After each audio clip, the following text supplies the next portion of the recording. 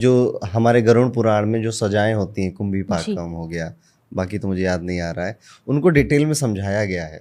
तो ऐसी सजाओं के नाम की इसमें ऐसा होता है, इस सज़ा में वैसा होता है या इस पाप के लिए ये सज़ा मिलती है जिसमें ऐसा भोगना पड़ेगा?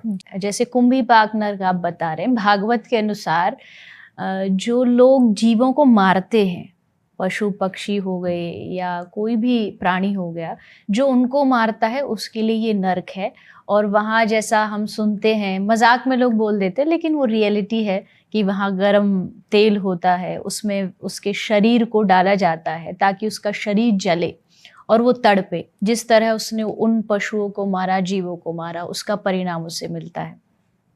एक नरक होता है तामिश नरक, अंध तामिश नरक। जैसे कोई पर स्त्री के साथ संबंध रखता है तो वहाँ उसके लिए अलग नरकों की व्यवस्था बनाई गई है। रौरव नरक एक होता है, बहुत खतरनाक वाले में से एक वो नरक है। वहाँ बताते एक बहुत बड़ा एक एरिया है, कई कई लाख फीट के बराबर, और उसका जो ये ज़मीन है वो लोहे के समान बनी हुई है और उसको पूरा गर्म करके रखा जाता है और उस व्यक्ति को खाली उसमें छोड़ दिया जाता है।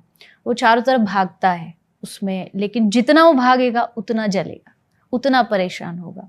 तो वो उसका, अब मान लीजिए उसका विधान है कि 1 साल तक या 1000 साल तक उसको नरक भोगना है। और सोचो अब वो रौरव नरक में 1000 साल तक भाग रहा है, उसकी क्या गति होगी। तो नरक जो है, मुझे लगता है हमने कभी अपनी बुद्धि से सोचा भी नहीं होगा, उतने भयानक वहाँ पर दंड व्यवस्था है। एक नरक है, एग्जैक्ट नाम उसका मुझे नहीं पता, लेकिन उसका जो दंड व्यवस्था है उसमें व्यक्ति को वृक्ष से उल्टा लटकाया जाता है और उसके शरीर पे अस्त्रों से प्रहार किया जाता है। जैसे तलवार से मारा या बाण से मारा, उसका शरीर अलग हो जाएगा, वो तड़पेगा, फिर शरीर एक हो जाता है और फिर उसको अलग किया जाता है। यानी ये प्रक्रिया सालों सालों तक और कई बार 1000 सालों तक भी चलती है। तो अब बताइए, अब हम इसके बारे में बात नहीं करते, ना हम पढ़ते, इसीलिए हम गलत काम करते हैं, क्योंकि हमने पढ़ा नहीं, हमें ये नहीं पता कि इतने 1000 साल तक हो सकता हम उसमें तड़पे। इससे अच्छा है कि आज ही हम ये काम करना बंद कर दें।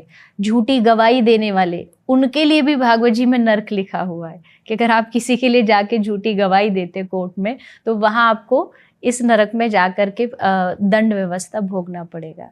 तो भागवत जी में लिखा है और गरुड़ पुराण और